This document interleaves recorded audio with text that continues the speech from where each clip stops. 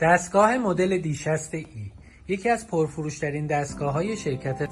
با بدنه دو جداره گالوانیزه، اسکلت مستحکم پروفیلی، 4 عدد چرخ برای حمل و نقل آسان دستگاه به صورت قفلدار با تابلو برق تماما اتوماتیک، دارای کلید روشن دستگاه و کلید چراغ داخلی دستگاه برای رویت محصول در هنگام شب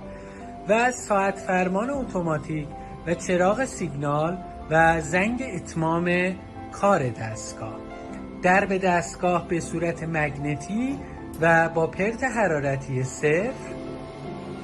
دارای 10 عدد سینی و 2 عدد سینی لواشکی اشانتیون همراه دستگاه، با چفت فلزی دستگاه برای محکمتر شدن درب دستگاه و پرتی حرارتی